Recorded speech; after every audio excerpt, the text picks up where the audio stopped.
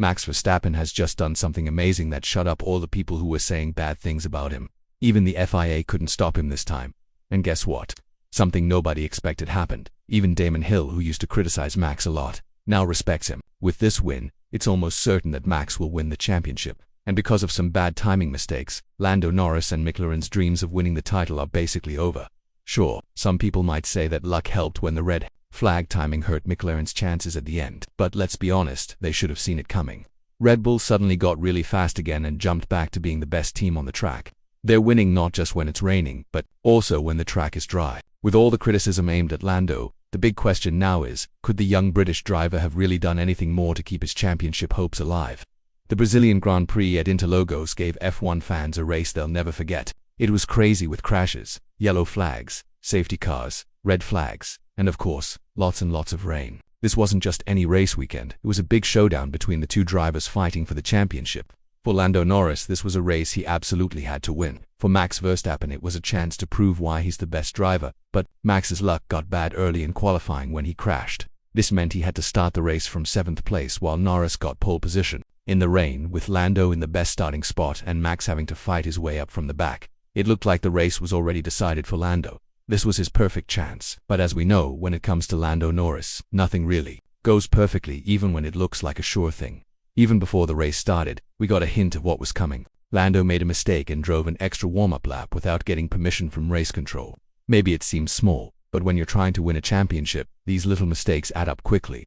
Then, in a bad strategy decision, Norris went to the pits just as the virtual safety car was ending, right before a red flag gave free pit stops to those who waited. And finally, like the cherry on top of a bad day, he slid wide at turn 1 when the race restarted, missing a golden opportunity. 3 mistakes in 3 simple steps, giving away his championship hopes thanks to Lando and McLaren.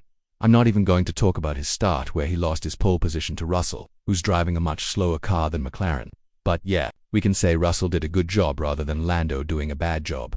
But when this keeps happening week after week and he keeps losing his pole positions at turn 1, there has to be something wrong. And the big problem nobody wants to talk about is that Lando might not be the driver people thought he would be. Norris's fall from a promising start only showed what's been clear since McLaren got fast in the middle of the season. This battle might have come too early for both the team and the driver. McLaren's mistakes have been obvious, whether it's the pit wall making bad calls or Norris struggling to stay calm when racing against Verstappen.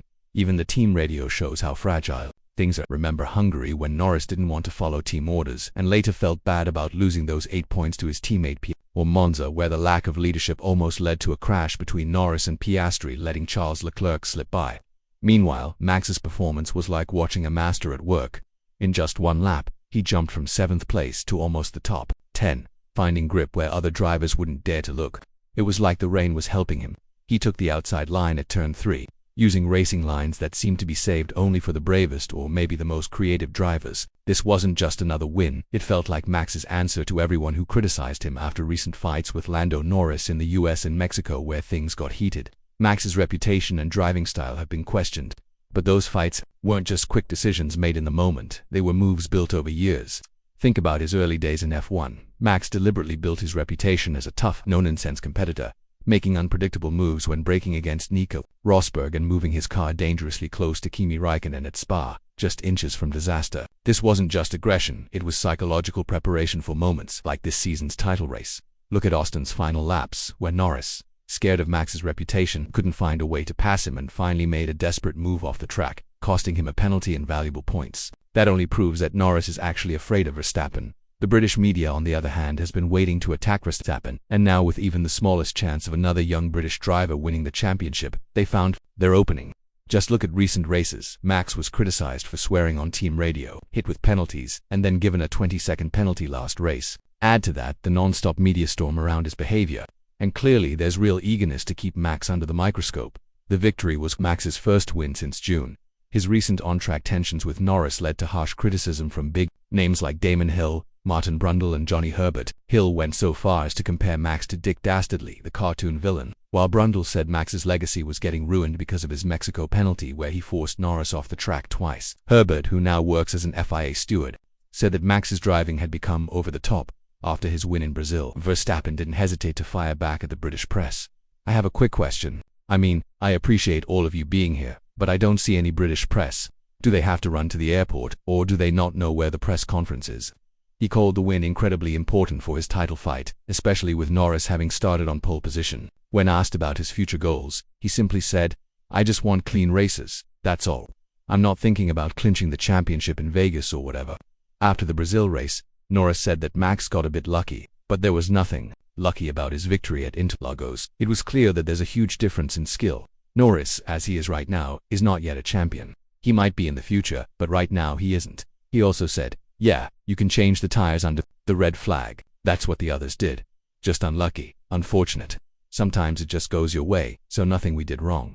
I don't care what people say. Staying out was not the right thing to do. It shouldn't have been red flagged, but obviously that was. The crash in the end, which caused the red, that's life. Sometimes you take a gamble that paid off for them. It's not talent, it's just luck. We were a bit unlucky, that's all." It's funny how this reminded me of the conversation between Norris and Hamilton. Remember the cool-down room after the Hungarian Grand Prix? Lewis Hamilton looked over at Lando Norris, impressed, and said, "Wow, you're fast."